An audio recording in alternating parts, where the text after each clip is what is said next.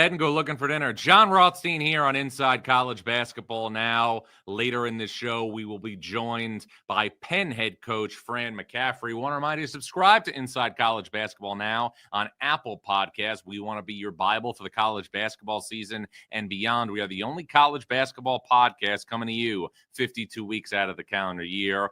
Also want to remind you to check us out on Spotify, where we will be taking your questions later in the show. And also send me your questions on Twitter. I'll get to them later in this podcast. I'm at John Rothstein. That's John, Jon. And please remember to subscribe to the podcast, Inside College Basketball Now. Again, we are the only college basketball podcast that is coming to you 52 weeks out of the calendar year. But now, as always, it's important that we get the three big things. And our first big thing on the list has to do with the Louisville Cardinals. And I think you can say unequivocally that the upcoming college basketball season, the 25-26 college basketball season, will be the most anticipated college basketball season that Louisville's program has had since the 1920 season when Chris Mack was the head coach and the Cards were in position to be a very high seed in the 2020 NCAA tournament prior to COVID-19. Now, I, for one, am somebody who always proceeds with caution when certain programs do a number of good things via the transfer portal. And I admit that I acknowledge what Louisville was doing. I acknowledge the additions of Adrian Woolley from Kennesaw State, from Ryan Conwell, from Xavier, from Isaac McNeely of Virginia. But I really felt that over the last week or so, when Louisville got the news that Ali Khalifa, the transfer big man from BYU, was ruled eligible for the 25-26 season, we started to see Louisville have the type of front court experience and depth needed to finally round out its roster.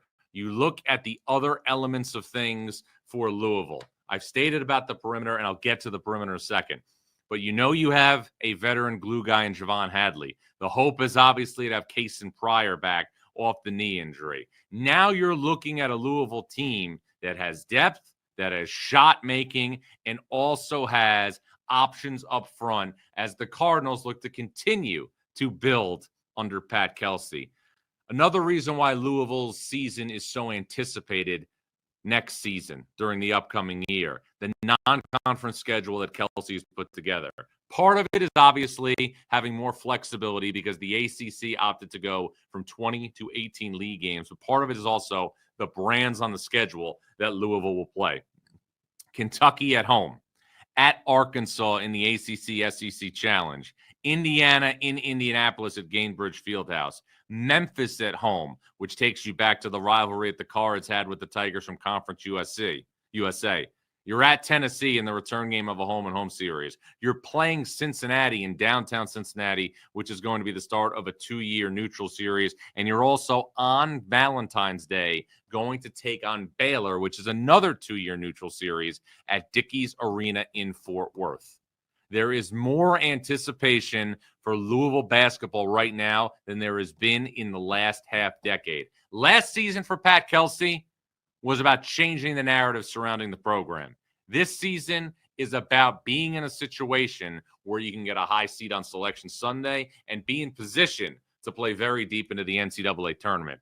And the person that may be solely responsible for changing that ceiling for Louisville is Mikel Brown. Now, I always take results and performances at the U19 World Cup, which is held overseas, with a grain of salt, because I have seen players in this event put up major numbers over a course of a couple of days and a couple of games and then struggle at the college level. But I've watched enough of Mikel Brown to know that even though he's a freshman point guard, he is going to have a major impact in college basketball next season. And I'm not comparing him to this player, but I'm watching Mikel Brown and Team USA, coached by Arizona head coach Tommy Lloyd, and I'm watching his ability to make outside shots. I'm watching his ability to rebound his position. I'm watching his ability to set the table for his teammates. And again, I'm not comparing him to this player, but I think there is a legitimate chance that Mikel Brown, as a freshman, could have the same type of impact for Louisville next season that Jeremiah Fears had for Oklahoma a year ago when Porter Moser and company got to the NCAA tournament and lost to UConn. But the supporting cast is what you have to like if you're Louisville. In fact, it's what you have to love. And I think the big thing that's underrated is the shot making that Pat Kelsey has added around Mikal Brown. Ryan Conwell, Isaac McNeely, Adrian Woolley. These three players, Woolley, McNeely, Conwell, combined to make 273 three-point shots last season. There is major spacing for Brown, one of the great downhill players in this freshman class. And it's a major reason why I think right now, unequivocally, Louisville will enter next season as the top contender to Duke in the ACC, and Louisville will play its most anticipated season, highlighted by its most anticipated non-conference schedule in a long time. This is the most anticipated season that Louisville has had in 5 years. Now, I want to stay in the ACC for the second big thing we're going to cover, and that's, I think, when you look at North Carolina's makeup this season, it feels like a polar opposite from last season. Last year, the Tar Heels were a perimeter-heavy team. R.J. Davis, Elliot Cadeau, Ian Jackson, Seth Trimble. The real knock on North Carolina last year was you did not have a consistent low-post presence on the glass and also in the half-court offensively. There was no Armando Bacot. There wasn't anybody who could get the ball and finish down low. Now it feels like you have the polar opposite. I look at North Carolina, and I look at the strength of this team, and I think it's up front. Jaron Stevenson, transfer from Alabama. Caleb Wilson, a 5-star freshman power forward. And also Henry Visar, a transfer from Arizona. There is a real element of depth up front when you look at North Carolina. Now, the lone returning player of significance for the Tar Heels from last year's team that made the NCAA tournament and lost to Ole Miss in the round of 64 is Seth Trimble. And I think Seth Trimble is going to have a first-team All-ACC caliber season. But you look at North Carolina and you look at the makeup of its backcourt, and it doesn't feel like vintage Carolina.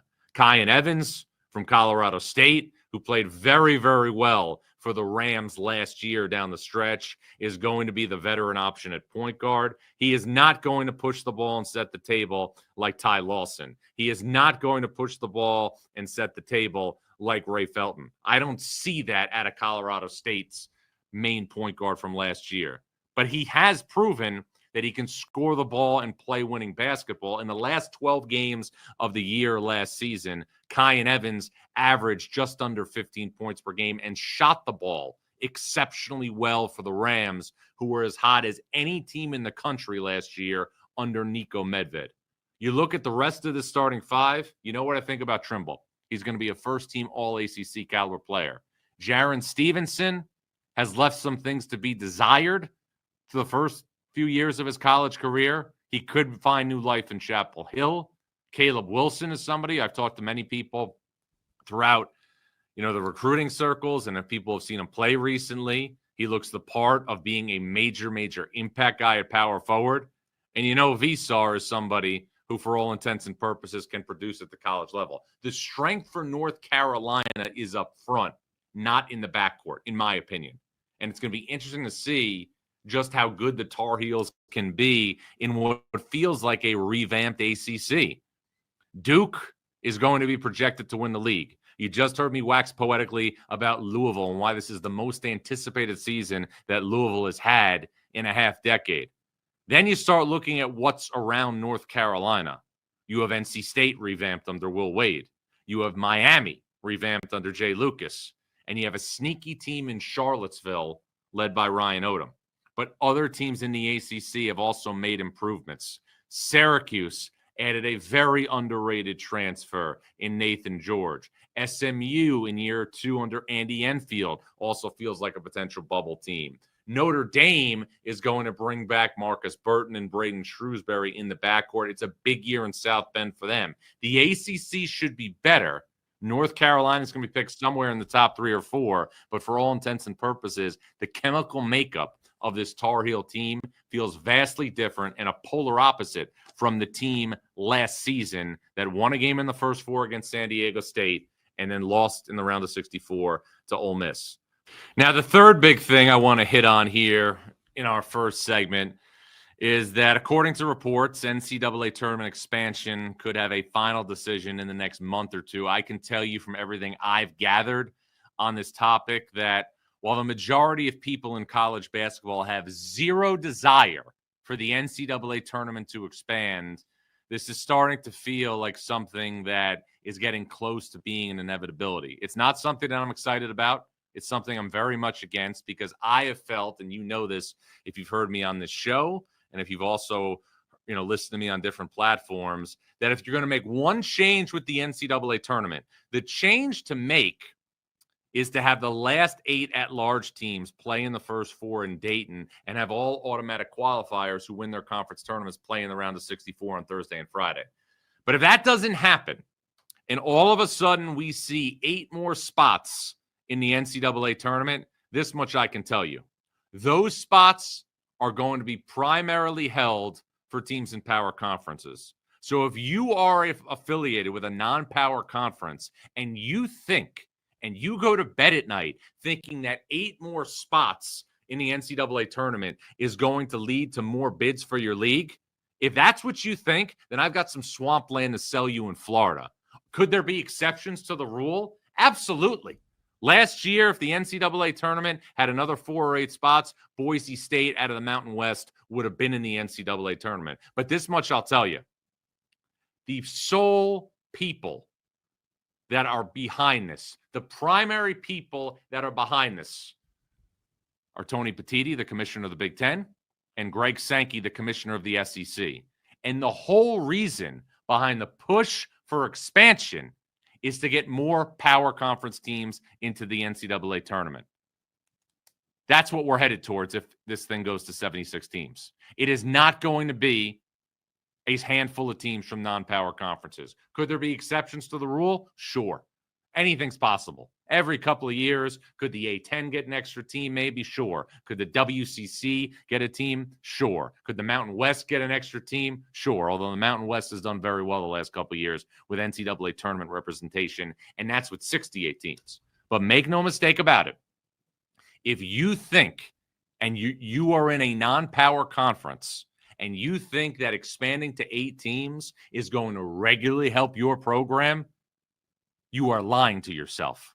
This is about the power conferences. This is about the Big Ten and the SEC and potentially the ACC and the Big 12 getting more teams in the NCAA tournament. It could also help the Big East as well. I am not an advocate for NCAA tournament expansion. I think it's the worst idea in the long, sad history of bad ideas. But now it feels like we're getting closer and closer to an inevitability. And in that inevitability will benefit power conferences more often than not. I'm fired up. This is only June, and I want to hear from you. We're going to get to your questions when we return. This is John Rothstein on Inside College Basketball Now. The crowd loves champions. Gladiator 2 is an epic spectacle.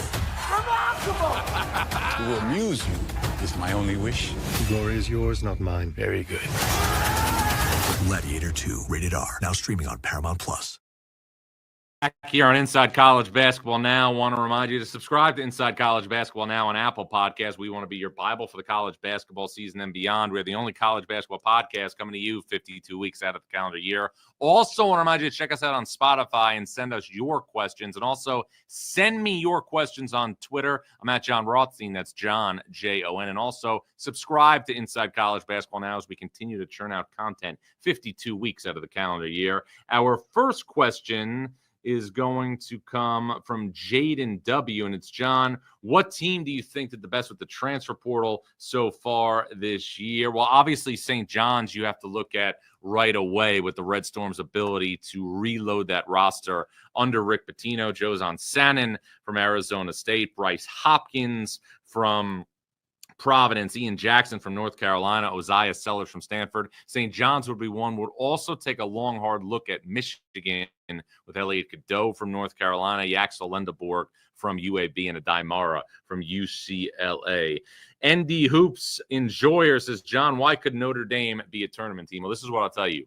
Returning guards give people the most optimism for anything in college basketball when you're having an offseason discussion. You look at Micah Shrewsbury's roster. You have Marcus Burton back, led the ACC in scoring. You have Braden Shrewsbury back. Keba Jai is also back in the post. Notre Dame has a pivotal season coming up under Micah Shrewsbury. All right, Tyler Cornelson wants to know, John, give me some way too early Power 5 conference regular season winner predictions. Well, Tyler, I'm not going to do that, but what I will tell you is that over the next month or so, we are going to do a deep dive and an off-season breakdown on all 5 of the major conferences in college basketball: ACC, Big 12, Big 10, Big East, and the SEC. So you want to stay here for that. And again, you want to subscribe to Inside College Basketball Now with John Rothstein on Apple, on Spotify, wherever you get your podcasts. Coming up next, Penn head coach Fran McCaffery. Remember, this is Inside College Basketball Now. They want to take this place from us. My family is in danger. My wife is lost to me, and I don't have time. 1923, new season now streaming exclusively on Paramount Plus. Welcome in the newly minted head coach of the Penn Quakers. He is Fran McCaffery. And Fran, welcome. Does it feel like life has come full circle?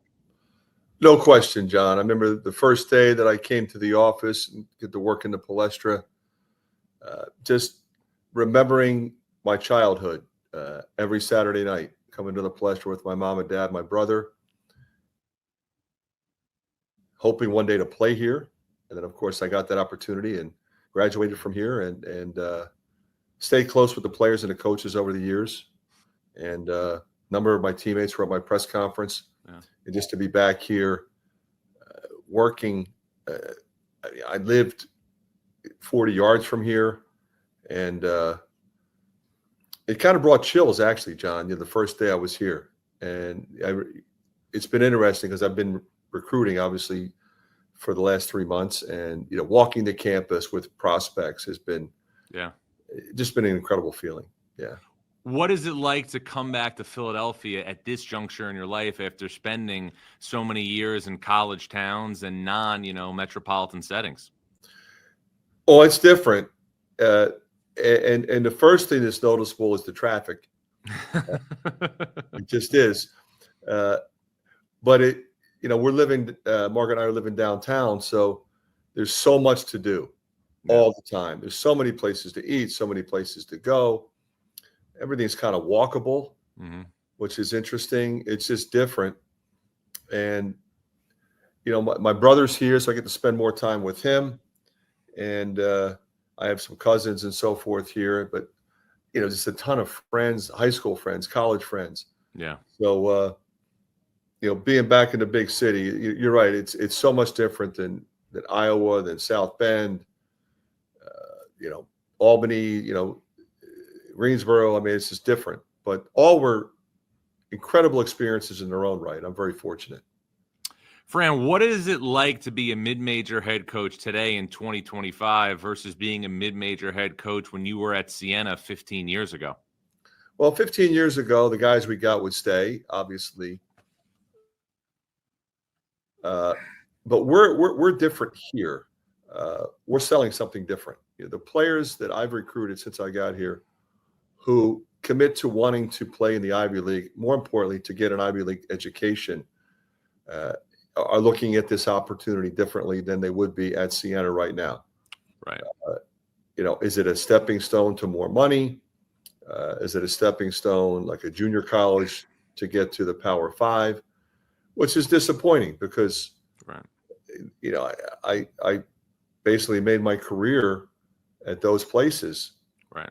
And I would never have gotten a chance to coach in the Big Ten were it not for the players that I recruited that did well, our teams did well, and I was able to get an opportunity to coach in that league. So it's I guess, John, the reality of it, we can argue whether it's good or bad. I think most of us don't like that aspect, but when the Supreme Court votes 9-0 in favor of NIL is here to stay, and we have to deal with it. So how do you attack rebuilding Penn then if you have all these variables on your desk every day? I think you have to believe in what you're selling. The opportunities for networking with some of the most powerful people on our planet, essentially, to have paid internships with those folks, but to also play in the Big Five, not just the Ivy League. The Ivy League is very competitive, as you know, but we're also a member of the Big Five. Playing a palestra every day, to go to school in a big city with so much to offer on so many different levels, especially if you're, a business-oriented individual. You want Wharton, the best undergraduate business school in the world. So the hospitals, the medical side, the engineering side. So, we're selling a 50-year decision. And, you can easily look at how much can I make in the next 15 months.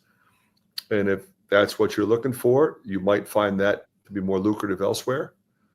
But you'll more than make up for it on the back end with us. Fran, one of the more interesting things we saw in spring recruiting this past spring was TJ Power, somebody who, started at Duke and played in the ACC, also at Virginia, opted to go and play for you at Penn. I'm curious, when you were making your pitch to land a player of that caliber, what message did you relay? Well, John, that there was a lot that went into that. Okay. So nobody recruited him harder out of high school than I did. And you could ask him, you could ask Jamie Sullivan, his high school coach, Leo Papil, his AAU coach. I probably talked to his mother and father and he once a week for better part of 2 years. Right. And so he goes to Duke, and I still love him. Yep. And then he decides to leave, and I go after him again, hard. And we were closer. He opts to stay in the ACC. And obviously Tony retires, and he opts to leave there. And what was really moving experience for me, when it came to an end at Iowa, I got two of the warmest text messages from TJ's mother and father. Wow. About the relationship that we had. And I said, I'm not done, and I haven't given up on coaching your son. So he recognizes, because he's really bright. I mean, he's really bright, great personality. So hasn't given up on the dream of the NBA and playing professional basketball for a long time, but he's going to go play for somebody who knows him, who will get it out of him. Our style is perfectly suited for him. And he's a guy, quite honestly, John, who, because of his academic profile, looked at Ivy League schools the first time around. Right. Well, as you saw him blow up that summer. He was always going to be recruited at a high level, but it became a situation where he's recruited by everybody. And so, this was relationship driven as much as anything else, but he and his family are academically oriented and want what's best for him in that area. Well, it's an incredible get for you and Penn out of the gate, marching into the Ivy League next season. But Fran, you said something interesting there when you took us into the text exchange between you and his parents. You said, "I'm not done." Was there ever a thought in your mind that you were going to retire from coaching after Iowa? Not at all. Never. And I made that known to everybody in the profession. And, it's, what it's like, John, in the spring. There's jobs open and, you're looking here, you're looking there. What's a good fit? What are they looking for? What am I looking for? I knew I wanted to coach. And then once Penn became available, I knew I wanted to be here. I take great pride in coming back to my alma mater and trying to do something special because I believe in what this place stands for. So I'm thankful every day that I get to come here and coach and work with this group. You look around and as well as anybody, when there's coaching changes now, the roster just goes completely upside down, right? Yep. At Iowa, one guy stayed. Yep. Here, one guy left. Mm-hmm. So that tells you a little bit about what they were looking for at the front end. Yep. I do think it says something about my coming here that, hey, we want to play for this guy. And I spoke to each and every one of them, the recruits, the players that were here, met with them individually, talked about my plan for them. And every one of them bought in. And that's a great feeling as a coach, as you know. So, Fran, since we started this chat, you've referenced, obviously, the volatility with NIL. You've referenced how upside down a roster can get when you take over a new program. Your son, Connor, is an assistant at Butler, and he's at the front end of his career. As a parent, did you discourage him from going into college coaching, considering the volatility of the climate today? Well, I did not, because I knew it would be futile, but my wife did. So his mother said, "Are you sure?" Because you're talking about somebody who was a serious student. Mm-hmm. He prepared himself with options. He's 3.6, 3.7 in finance and political science, academic All Big Ten 5 times. So he could have gone to Wall Street, a number of different places. But it was inevitable that he was going to go down this path. When he was in kindergarten, John, he would walk down the hallway and on a landline, call me and ask what time practice was. Can I come? He'd come to practice every day, all through elementary school. Wow. And then he would diagram plays for me. He would, "Dad, can I go on the road? Can I go on the road this weekend?" And he'd come to pregame meal and he'd go to shoot around and he'd watch our run-throughs and our walkthroughs and come to our last film session of the game prep. So, and then when he played, he was so incredibly cerebral, and it impacted everybody else on the team in such a big way. So I felt like, yeah, this is probably going to be a great opportunity. Now, his first job, thankfully, he had a chance to work with the Indiana Pacers, John. I mean, what an unbelievable culture they have. Obviously, I know Chad Buchanan well. His son played for me. Yeah. But getting to know Rick Carlisle, I've known Jim Boylan a long time. I mean, Lloyd Pierce and Jenny and all those guys, there's a reason why they were in the finals. And who knows, if Halliburton doesn't go down, they might win the whole thing.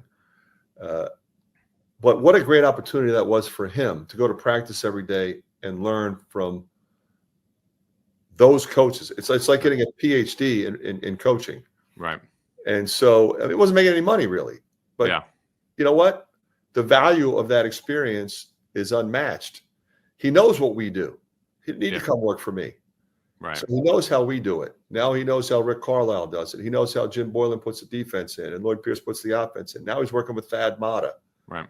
And the coaches on that staff. So, I think he's prepared to keep moving up in this profession, and I'll be happy to watch him do it. And he was part of, multiple great teams that you had at Iowa during your tenure there. Fran, you're the all-time winningest coach in Iowa basketball history. How do you think years down the road you're going to look back and remember your time there? I'll look at it very fondly, John, because I coached some really great players with some really terrific people. Mm-hmm. And as you know, you get to this point in your career, your guys start getting married, and going to their weddings and watching them have 4 of their teammates in their wedding. Right. That's what culture is. And we had unbelievable culture. We had terrific teams, championship teams, NCAA tournament teams. I mean, if you think about it, I was there 15 years, and essentially we would have gone to the postseason 13 times. Right. Because I'm still counting the year they canceled the tournament because we'd have been a 4 seed. Right. And I'm still counting last year because we were offered and accepted an invitation to the Crown. Mm-hmm. The administration decided to blow that up. That's on them. But those kids earned a trip to the Crown, which, as you know, is the high major NIT these days. Yep. So I'm very proud of what we accomplished as a staff. I'm very proud of what our players have accomplished, the guys that are playing professionally in the NBA, the guys that are playing professionally overseas till this day, but most importantly, how we stay connected as a family. And that's what it's all about. Fran, you know, it's interesting when you look at the history of Penn and what they've done from a scheduling perspective. You've referenced the gravitas of the Big Five so many times, but I remember when I was starting out doing this a long time ago now, Fran Dunphy was the coach at Penn. And because of the reverence that so many big name coaches had for the Palestra, they would come and play non-conference games there. Is that something you're going to try and obviously schedule moving forward here? No question. I remember Roy Williams decided he wanted to bring his team. And that's the lure of the Palestra. I'm hopeful, John, that we can do that. That's certainly going to be my plan. Whether or not we're able to pull it off or not, I don't know. But it's a legitimate ask for a lot of coaches and players who want to get here and play. People from Iowa are still talking about when we came in and brought our team to play Pat Chambers' Penn State team here. It was a great game. It was a great day. And both teams played really well. But it's just – there's something about it, John. I don't have to explain it to you. It's just different. Outside of your Big Five games for next season, are there any non-conference games of note for Penn? We're going to play Rutgers and Providence, George Mason, a number of other mid to high mid-major teams. Okay, well, that's a good number of slates right there. They're all in the Northeast, so that's convenient for your fan base. And final thing, I know things have changed in the Ivy League since obviously you were in it as a player. There's a tournament right now, and I know there's a lot of programs that are on stable footing at the top of the league. Yale has been terrific for a long time under James Jones. But what are the biggest things you want to accomplish in your first year as head coach of your alma mater? Well, the first thing would be style of play, and you know me. We're going to play fast. We want to establish style of play. We want to have an exciting brand of basketball, and we want to be competitive with everybody on our schedule. You know, we don't want to fall into the trap of we want to be competitive in the Ivy League. Sure we do. But I want to be competitive in the Big Five. I want to be competitive no matter who we play. And why is that? Well, that's the way it should be, but it's also the way it was when I played here. Right. We had an expectation. You know, if we went to Duke, which we did my junior year, we lost by 8 or whatever. No moral victory. Like, we're not happy we lost to Duke. We're supposed to beat Duke. Now, that's obviously more complicated these days. Sure. But nonetheless, it was sort of an attitude that we had, and I'd like to have it be the same. Well, Frank, congratulations on the job. I think it's an awesome fit. Really appreciate a couple of minutes, and as always, look forward to staying connected along the way. Always a pleasure, John. Thank you. You guys, Penn head coach Fran McCaffery. We will return after this. When you need your sports news all the time, we've got breaking news to bring to you. CBS Sports HQ gives you a snapshot of all the sports that matter to you. When you need your sports in a snap, find it on CBS Sports HQ. Streaming free anywhere you are. Welcome back to Inside College Basketball Now. I'm John Roth. And let's close this out with 3 good nuggets. ACC by the numbers. As I've been doing the last couple of weeks, I've been going through all of the returning scoring by percentage for all the major conferences. Notre Dame has the most returning scoring by percentage among ACC teams at 55.1%. Virginia Tech is second at 44.9%. Here's an interesting thing when you're looking from a broad scope. The only 2 teams in college basketball that return over 60% of their scoring from this past season, UConn and Purdue, those 2 teams, as we all know, played for a national championship in 2024. Nugget number 2, RJ's lesson. I'm talking about Big East Player of the Year, RJ Lewis from St. John's. He went undrafted last week in the NBA draft, and I think it's a real lesson to all players now in college basketball. Because of name, image, and likeness, if you are not going to be a first-round pick, go back to college basketball. Get paid. Continue to showcase your abilities on a big platform. Because if you don't do that, you are running the same risk that RJ Lewis risked and lost on.